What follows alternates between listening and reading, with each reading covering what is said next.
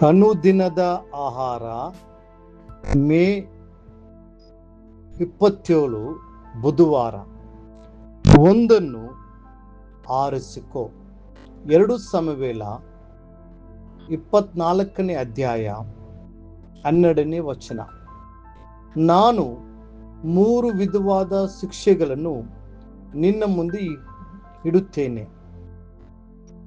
ಅವುಗಳಲ್ಲಿ ಯಾವುದನ್ನು ನಿನ್ನ ಮೇಲೆ ಬರಮಾಡಬೇಕೋ ಆರಿಸಿಕೋ ಎಂದು ಯೆಹೋವನು ಅನ್ನುತ್ತಾನೆ.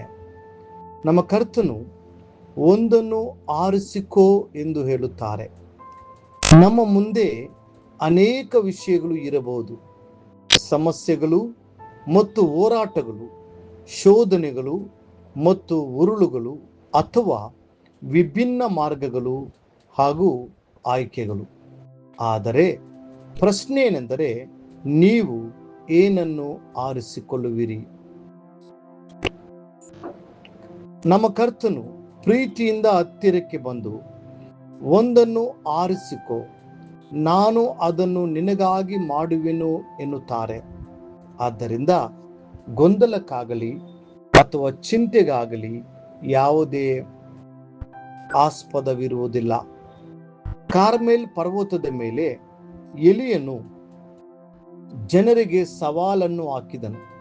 ನೀವು ಬಾಲನನ್ನು ಆರಿಸಿಕೊಳ್ಳುವಿರಾ ಅಥವಾ ಜೀವವುಳ್ಳ ದೇವರನ್ನೋ? ಆದರೆ ಜನರು ಮೌನವಾಗಿದ್ದರು. ಕಾನಾನನ್ನು ಪ್ರವೇಶಿಸಿದ ನಂತರ ಯೆಹೋಶುವನು, ನೀವು ಯಾರನ್ನು ಸೇವಿಸಬೇಕೆಂದಿದ್ದೀರಿ ಎಂದು ಹೇಳಿದನು.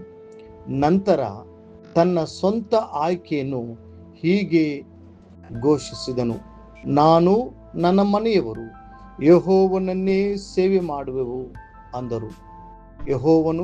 ಯೆಹೋಶುವ 24:15ನೇ ವಚನ. ದಾವೀದನು ಒಂದು ವಿಷಯವನ್ನು ಆರಿಸಿಕೊಂಡನು. ನನ್ನ ಜೀವಮಾನದಲ್ಲೆಲ್ಲ ಯೆಹೋವನ ಮನೆಯಲ್ಲಿ ವಾಸ ಮಾಡುತ್ತಾ ಆತನ ಪ್ರಸನ್ನತೆಯನ್ನು ನೋಡುವುದಕ್ಕೂ ಆತನ ಮಂದಿರದಲ್ಲಿ ಧ್ಯಾನ ಮಾಡುವುದಕ್ಕೂ ನನಗೆ ಅಪ್ಪಣೆಯಾಗಬೇಕೆಂಬ ಒಂದೇ ವರವನ್ನು ಯೆಹೋವನಿಂದ ಕೇಳಿಕೊಂಡು ಅದನ್ನೇ ಎದುರು ನೋಡುತ್ತಿರುವೆನು. ಕೀರ್ತನೆ 27:14. ಮಾರ್ತಳು ಆ ಒಂದು ಉತ್ತಮವಾದದ್ದನ್ನು ಆರಿಸಿಕೊಳ್ಳಲಿಲ್ಲ. ಅವಳು ಬಹು ಚಿಂತೆಗಳಿಂದ ಮತ್ತು ಕೆಲಸಗಳಿಂದ ಗೊಂದಲಕ್ಕೊಳಗಾಗಿದ್ದಳು. ಆದರೆ ಮರಿಯಳು ಉತ್ತಮವಾದ ಭಾಗವನ್ನು ಆರಿಸಿಕೊಂಡಳು. ಅದು ಅವಳಿಂದ ಎಂದಿಗೂ ತೆಗೆಯಲ್ಪಡುವುದಿಲ್ಲ. ಅಪೊಸ್ತಲನಾದ ಪೌಲನು ಆ ಒಂದು ವಿಷಯವನ್ನು ಆರಿಸಿಕೊಂಡನು. ಸಹೋದರರೇ, ನಾನಂತೂ ಹಿಡಿದುಕೊಂಡವನೆಂದು ನನ್ನನ್ನು ಈವರೆಗೆ ಎನಿಸಿಕೊಳ್ಳುವುದಿಲ್ಲ. ಆದರೆ ನಾನು ಇಂದಿನ ಸಂಗತಿಗಳನ್ನು ಮರೆತು ಬಿಟ್ಟು ಮುಂದಿನವುಗಳನ್ನು ಹಿಡಿಯುವುದಕ್ಕೆ ಎದೆಬೊಗ್ಗಿದವನಾಗಿ, ದೇವರು ಕ್ರಿಸ್ತನ ಮೂಲಕವಾಗಿ ನಮ್ಮನ್ನು ಮೇಲಕ್ಕೆ ಕರೆದು ನಮ್ಮ ಮುಂದೆ ಇಟ್ಟಿರುವ ಬಿರುದನ್ನ ಗುರಿ ಮಾಡಿಕೊಂಡು ಓಡುತ್ತಾ ಇದ್ದೇನೆ. ಫಿಲಿಪ್ಪಿಯವರಿಗೆ 3ನೇ ಅಧ್ಯಾಯ 13-14ನೇ ವಚನ. ಮತ್ತು ಅವನು ಕ್ರಿಸ್ತ ಯೇಸುವಿನ ಕಡೆಗೆ ವಿಜಯದ ಓಟವನ್ನು ಓಡಿದನು. ಒಂದು ದಿನ ಕರ್ತನು ಸೊಲೊಮೋನನಿಗೆ ಕಾಣಿಸಿಕೊಂಡು, ನಿನಗೆ ಯಾವ ವರ ಬೇಕು ಕೇಳಿಕೋ ಅಂದನು. 1 ಅರಸು 3:5ನೇ ವಚನ. ಸೊಲೊಮೋನನು ತನ್ನನ್ನು ತಗ್ಗಿಸಿಕೊಂಡು, ಓ ದೇವರೇ, ನಿನ್ನ ಜನರಿಗೆ ನ್ಯಾಯ ತೀರಿಸಲು ನಿನ್ನ ದಾಸನಿಗೆ ವಿವೇಕವುಳ್ಳ ಹೃದಯವನ್ನು ದಯಪಾಲಿಸು ಎಂದು ಪ್ರಾರ್ಥಿಸಿದನು. ಈ ನಮ್ರತೆಯು ಕರ್ತನ ದೃಷ್ಟಿಗೆ ಪ್ರಸನ್ನವಾಗಿತ್ತು. ಅರಸನಾದ ಅಹಷ್ವೇರೋಷನು ಒಮ್ಮೆ ಎಸ್ತೇರ್ ರಾಣಿಗೆ, ನಿನ್ನ ಬೇಡಿಕೆ ಏನು? ರಾಜ್ಯದ ಅರ್ಧದಷ್ಟಾದರೂ ಅದು ನಿನಗೆ ಕೊಡಲ್ಪಡುವುದು ಎಂದನು.